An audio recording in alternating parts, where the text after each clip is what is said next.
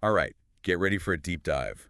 We're going where the gods and monsters play Greek mythology. Oh, I love this stuff. But hold on, we're not just skimming the surface this time. We're diving deep into the wild birth stories of the Olympians. Those are always a good time. Our guide. An article called The Wild Births of the Olympians. And let me tell you, the title is no joke. It's amazing, right, how these ancient stories still grab our attention today. Totally. They give us this peek into a world where divine drama and cosmic power struggles were like the everyday norm. And it wasn't just about Zeus and his lightning bolts. No way. We're going way beyond that. We're unearthing these lesser-known versions and digging into the real meaning woven in these crazy stories. You'll see, these birth stories weren't just about, well, births. They were metaphors for the whole universe coming into being. The ancient Greeks trying to make sense of order and chaos. Power and rebellion. Exactly. The article starts off with this, well, it's kind of funny. It compares how men and women are shown in these mythological childbirth scenes. Yeah, the mothers of these powerful gods really went through it. No kidding.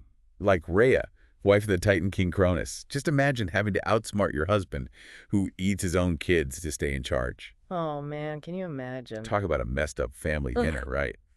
But this Cronus, he had his reasons, I guess. He overthrew his own father, Uranus, so... So, of course, he was terrified of the same thing happening to him. Right. Talk about a self-fulfilling prophecy. It makes you think, does having power just naturally make you paranoid? I mean, Cronus wasn't just trying to protect his throne. Yeah, there was a deeper fear there, like an insecurity that drove him to do these extreme things. Absolutely. So every time Rhea gives birth, Cronus swallows the baby whole. Go. But Rhea, this mother with like a supermom level of cleverness, was not going to let her kids become Titan snacks. You gotta admire her for that. Right. So when Zeus, the youngest, is born, Rhea comes up with this daring plan. Daring is putting it mildly. She swaps baby Zeus with a stone wrapped in blankets.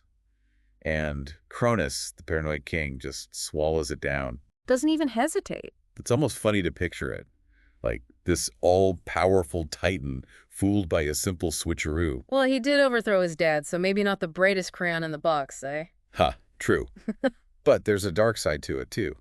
The fact that Cronus keeps doing this, eating his kids, it's like he just can't connect with them.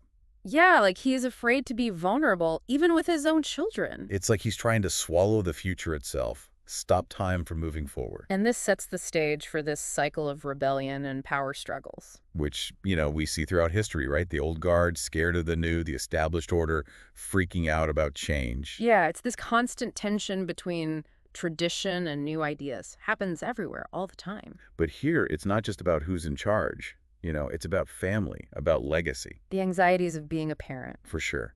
Now, Rhea manages to save not just Zeus, but Poseidon, too. How'd she pull that one off? She hides him among a flock of sheep, gives Cronus a foal to swallow instead. Makes you wonder if the guy had any taste buds at all. Maybe that's the point, right?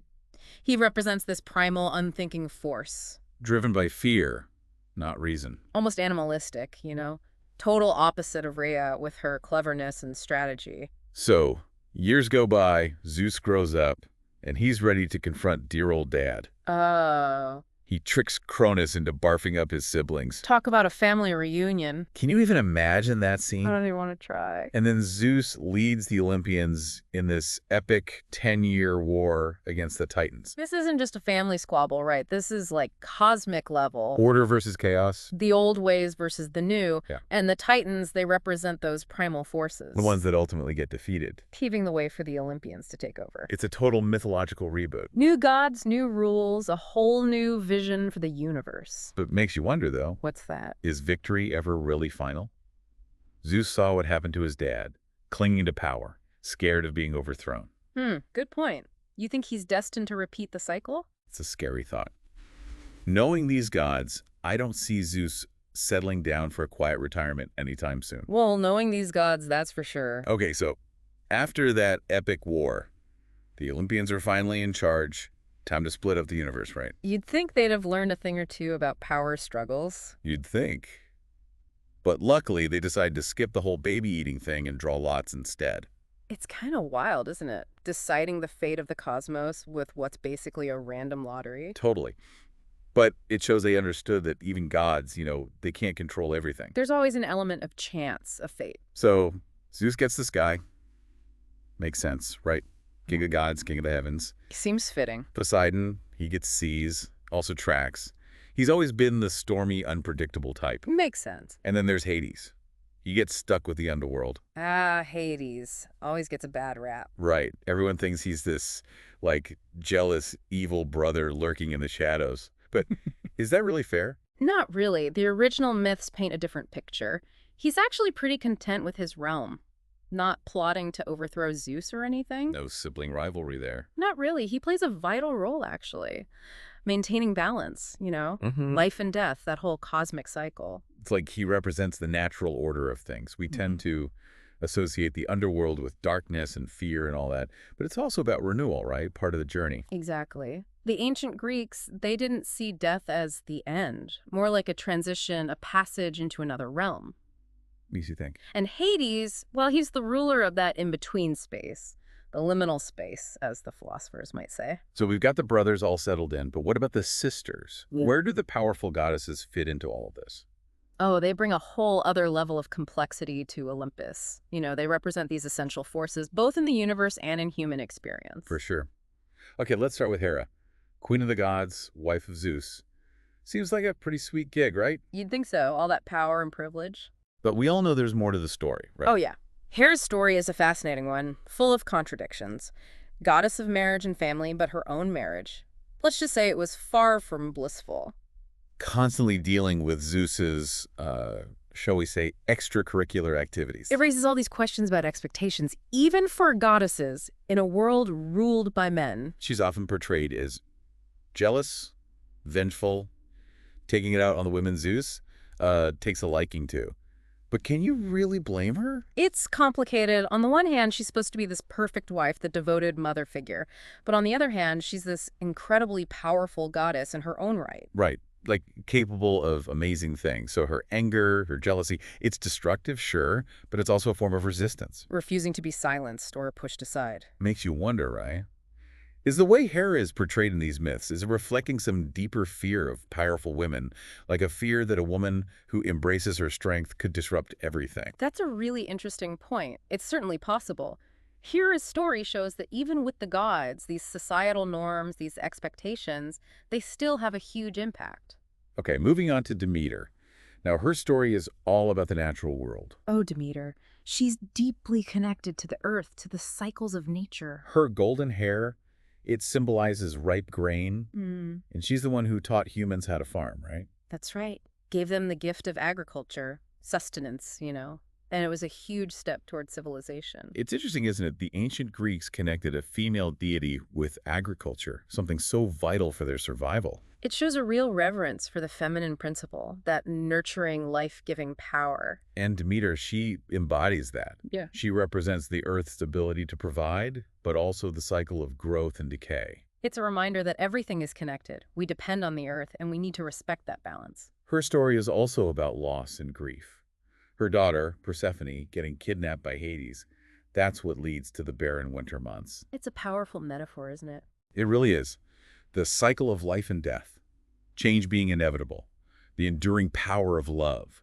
Okay, and then there's Hestia, often overlooked, but her role is really important. Hestia, she's the goddess of the hearth, the heart of the home. Warmth, family, community, all that good stuff. And what's fascinating about her is that she chooses to remain a virgin forever. Turns down some pretty powerful gods, too.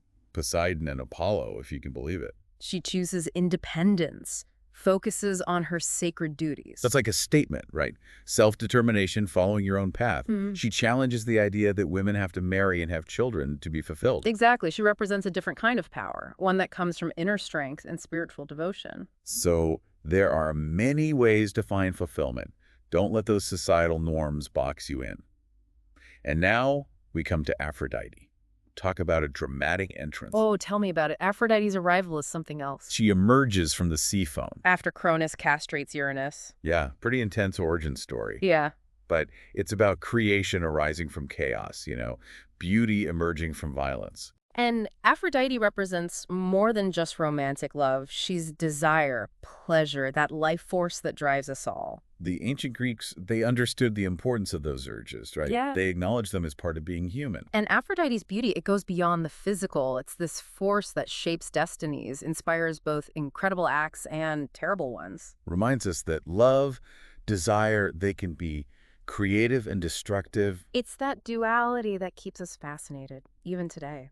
And speaking of dramatic entrances, we can't forget Athena. Dramatic entrances, right? Eh. I mean, Athena's birth, it's got to be the most out there story ever. Yeah, Zeus, well, remember how he was always freaked out about prophecies and someone taking his power? Oh yeah, classic Zeus. So what does he do? He swallows his wife, Metis, Ugh. whole.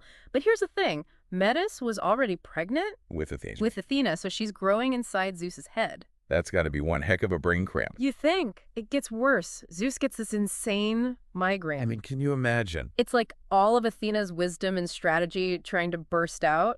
So what happens? Does he just explode? Not quite. Hephaestus, the god of blacksmiths, you know? Oh yeah, the forger guy. He comes to the rescue, splits Zeus's head open with an axe. Ouch. Talk about a C-section. And boom, out comes Athena, full grown, in armor, ready to fight. Wow. It's like the birth of pure intellect. Wisdom emerging from the very source of power. It's kind of poetic when you think about it. It is, and she becomes the symbol of strategic thinking, military prowess, all the things Zeus might have been afraid of. It's like she represents a different kind of power, right? Yeah. Not just brute strength. Yeah, it's about knowledge, planning, outsmarting your opponent. And speaking of outsmarting, didn't Athena compete with Poseidon for, like, naming rights to a city? Oh, yeah, that famous story. It was basically a divine city naming contest. For Athens, right? For Athens. So Poseidon, he strikes the ground with his trident, makes a saltwater spring appear. Salt water. Not exactly the most useful gift. Not really. Athena, though, she's smarter. She gives them an olive tree. Oh, that's way better. Right. Food, oil, wood, everything they need to thrive. No contest there. Yeah. Team Athena all the way. Totally. The olive tree, it symbolizes abundance, fertility, the triumph of civilization over, just brute force. No wonder they named the city after her. It's a perfect fit. Her gift embodies Athenian values, peace, wisdom, practicality. So we've got these four amazing goddesses, Hera, Demeter, Hestia, Athena, each with their own incredible stories. Powerful figures shaping the cosmos and influencing human lives. But we've covered a lot of ground in this deep dive. From baby-eating titans to floating islands, wolf gods, you name it. It's crazy how much depth and symbolism is packed into these myths. Seriously, it's like every story has these hidden layers of meaning, cultural significance, psychological insights. It's a treasure trove just waiting to be explored. I feel like I've gained a whole new appreciation for Greek mythology. It's not just fun stories, it's a reflection of what it means to be human. Exactly. Our hopes, our fears, our successes, our failures, it's all there. And that's why these stories still resonate with us today, even after all this time. They speak something universal, something that transcends time and culture. And on that note, we'll leave you with this. If you were an Olympian, what would your domain be? What unique gifts would you bring to humanity? Think about it. And until next time, keep exploring, keep those mythical fires burning.